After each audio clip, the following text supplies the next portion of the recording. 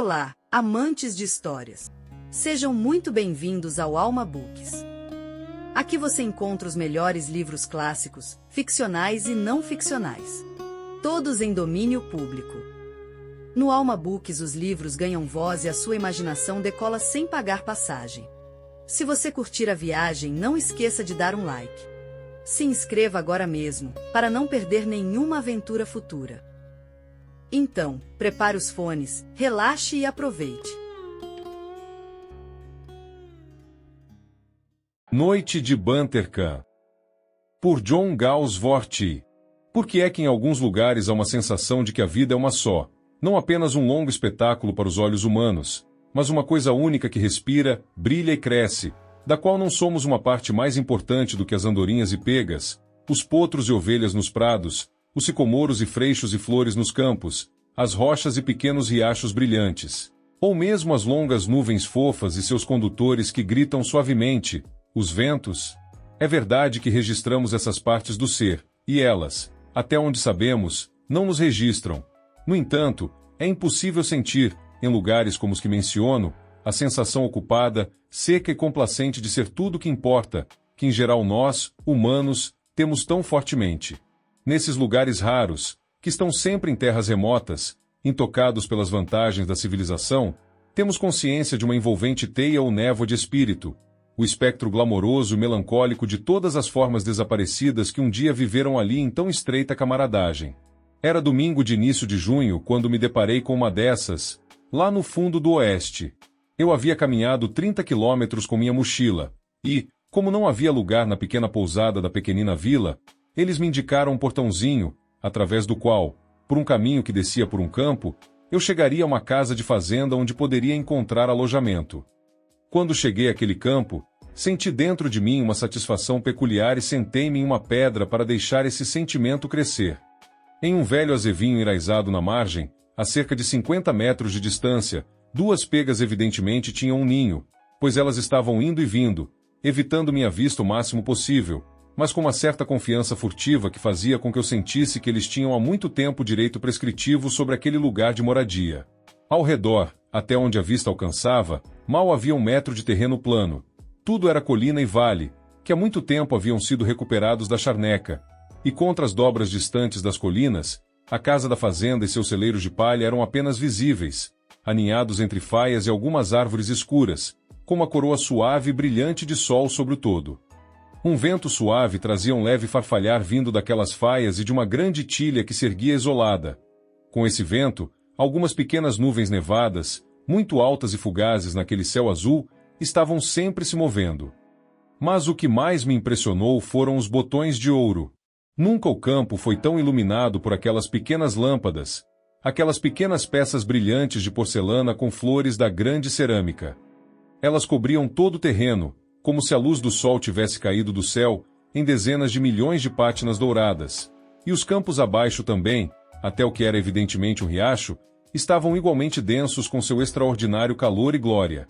Deixando finalmente a rocha, fui em direção à casa. Era alta, baixa e um tanto triste, situada num jardim coberto de grama musgosa e botões de ouro, com alguns rododendros e arbustos floridos, abaixo de uma fileira de belos e antigos teixos irlandeses. Na varanda de pedra, um cão-pastor cinzento e uma criança pequenina de cabelos dourados estavam sentados bem próximos um do outro, absortos um no outro. Uma mulher simpática atendeu a minha batida e me disse, com uma voz suave e arrastada, que eu poderia passar a noite, e, largando minha mochila, saí novamente. Por um velho portão sob um arco de pedra, cheguei ao pátio da fazenda, completamente deserto, exceto por um casal de patos que se moviam lentamente por uma sarjeta sob a luz do sol, e percebendo a metade superior da porta de um estábulo aberta, atravessei em busca de algo vivo. Ali, numa caixa solta e rústica, sobre palha grossa, jazia uma égua negra de cauda longa, com pele e cabeça de puro sangue. Ela estava envolta em cobertores, e seu rosto, todo cortado nas bochechas e sobre os olhos, repousava sobre um travesseiro humano comum, segurado por um homem barbudo em mangas de camisa. Enquanto, encostados nas paredes caiadas, sentavam-se uma dúzia de outros homens, perfeitamente silenciosos, olhando grave e atentamente. Os olhos da égua estavam semicerrados, e o que se podia ver deles era opaco e azulado, como se ela tivesse passado por uma longa dor. Exceto pela respiração rápida, ela permanecia imóvel, mas seu pescoço e orelhas estavam manchados de suor, e de vez em quando suas patas traseiras tremiam espasmodicamente.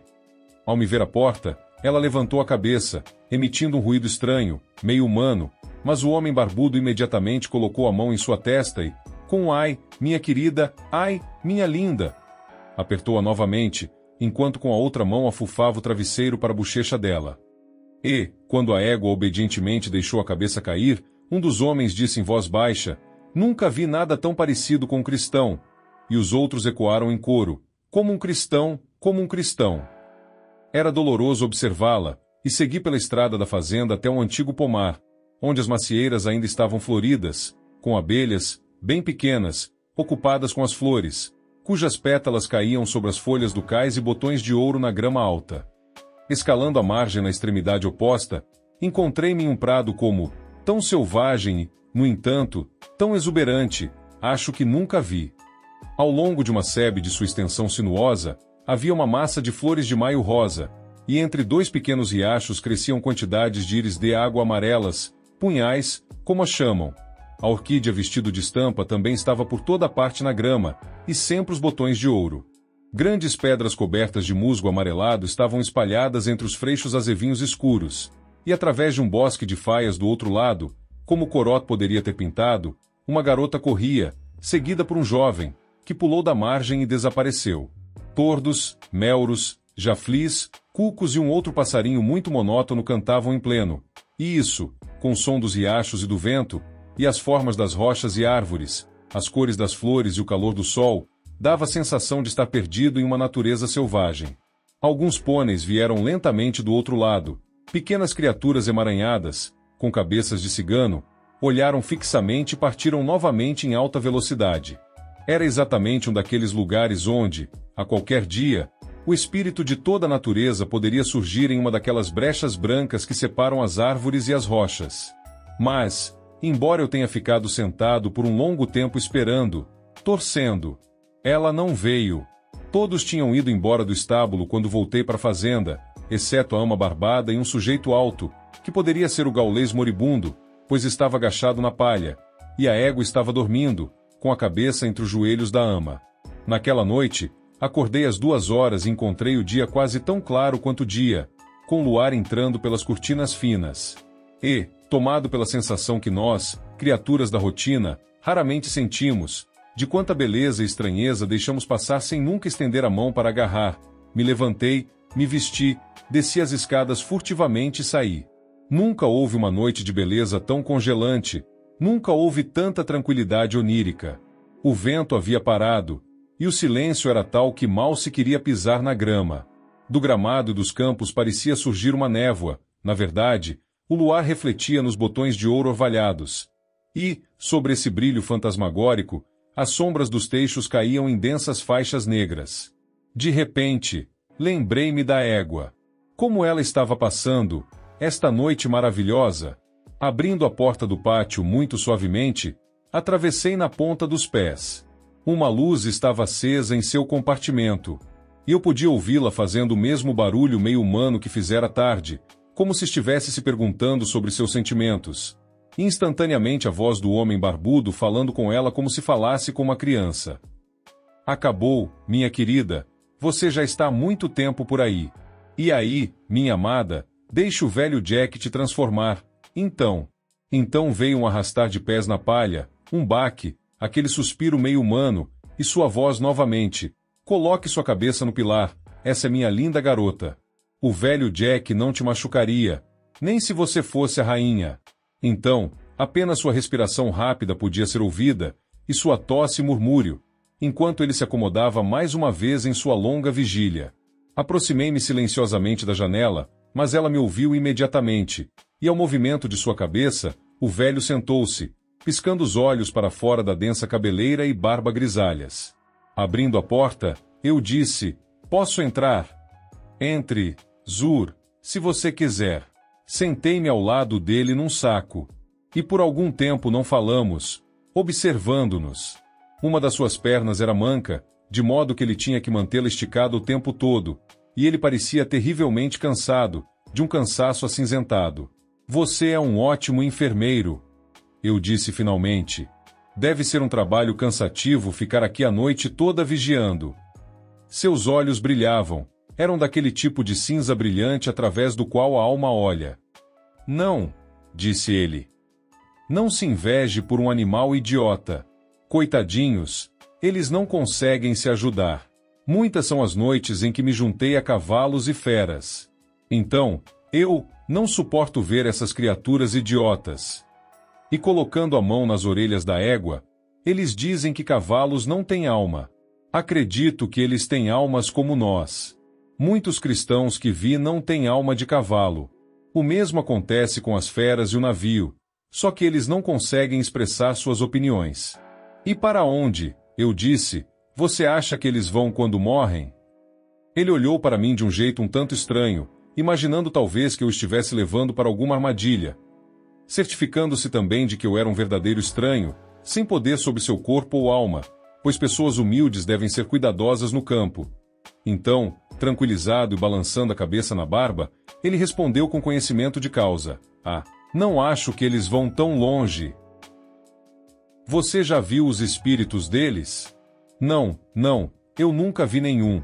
Mas, apesar de tudo que dizem, não acho que nenhum de nós vá embora tão corajosamente. Tem lugar para todos, vivos ou mortos. E tem cristãos que eu vi. Bem, se eles não estão mortos de verdade, então também não são animais idiotas, com certeza. E coelhos, esquilos, pássaros, até insetos. Que tal eles? Ele ficou em silêncio, como se eu tivesse levado um pouco além dos limites de sua filosofia. Então balançou a cabeça. Tudo isso é um pouco confuso. Mas você observa animais idiotas, mesmo os menores, e verá que eles sabem muito mais do que nós. E eles fazem coisas que envergonham um homem, muitas vezes. Eles têm isso dentro deles, como mostram os pássaros. Sem notar meu olhar fixo naquele plágio inconsciente, ele continuou. Eu não teria conseguido uma noite com um cavalo do que com um homem. Eles têm mais senso e paciência. E acariciando a testa da égua, acrescentou: agora, minha querida, é hora de você tomar sua mamadeira. Esperei para vê-la tomar seu gole e deitar a cabeça mais uma vez no travesseiro. Então, na esperança de que ele conseguisse dormir, levantei-me para ir embora. Não é nada demais, disse ele, nesta época do ano. Não é como no inverno. Amanhece antes que você perceba, nessas noites de botão de ouro. E, piscando para mim com seu rosto gentilmente barbudo, ele se acomodou novamente na palha. Lancei um olhar furtivo para trás, para sua figura rude encostada no saco, com a cabeça da égua baixada ao lado do joelho, para o corpo negro e envolto em panos, para o dourado da palha, as paredes brancas e os recantos e sombras sombrios daquele velho estábulo iluminado pela luz fraca da velha lanterna. E com a sensação de ter visto algo sagrado, subi sorrateiramente para o campo onde havia permanecido no dia anterior e sentei-me na mesma rocha a meio caminho. Era quase madrugada, a lua ainda pairava sobre o pântano, e as flores daquela noite de botão de ouro estavam fechadas, completamente alheias à sua fria glória. A hora mais silenciosa de todas as 24, quando a alma se desprende parcialmente do invólucro e paira no frescor. Quando o espírito está mais em sintonia com o que, cedo ou tarde, acontece a todos os espíritos. Hora em que um homem menos se importa se está vivo ou não, como entendemos a palavra. Nenhum de nós parte com tanta coragem, há espaço para todos, vivos ou mortos. Embora fosse quase insuportavelmente incolor e silencioso, havia calor em pensar naquelas palavras. Em pensar também nos milhões de seres vivos dormindo confortavelmente ao redor. Calor em perceber aquela unanimidade do sono. Insetos e flores, pássaros, homens, animais, as próprias folhas das árvores, lá longe, na terra do sono. À espera do primeiro pássaro cantar, tinha-se talvez uma sensação ainda mais forte do que durante o dia, da unidade e comunhão de toda a vida, da sutil fraternidade dos seres vivos que caem todos juntos no esquecimento e, todos juntos, despertam. Quando a aurora chega, enquanto o luar ainda salpica a face do mundo, passa-se um longo tempo antes que se percebe como a qualidade da luz mudou. Então já era dia antes que eu percebesse. Então o sol surgiu acima das colinas, o orvalho começou a brilhar e a cor a manchar o céu. Aquele primeiro louvor ao sol vindo de cada pássaro, folha e folha de grama, o rubor trêmulo e o badalar da aurora. A pessoa se afastou tanto do cerne das coisas, que chega como algo estranho e maravilhoso. De fato, notei que os animais e pássaros me olhavam como se eu simplesmente não pudesse estar ali, naquela hora que tanto lhes pertencia. E para mim, também, eles pareciam estranhos e novos, com aquilo neles aquela demonstração passageira, e como de um mundo onde o homem não existia, ou existia apenas como mais uma forma de vida, outro tipo de animal. Foi um daqueles momentos reveladores em que vemos nosso devido lugar no esquema.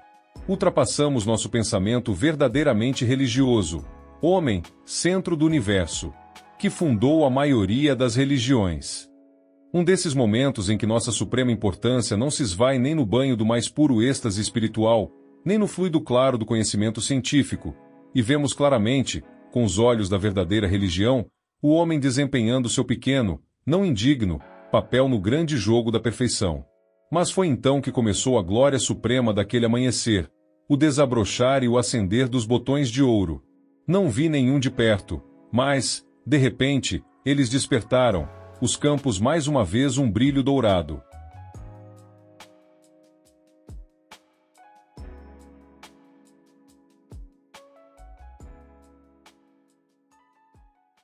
Chegamos ao fim desta jornada.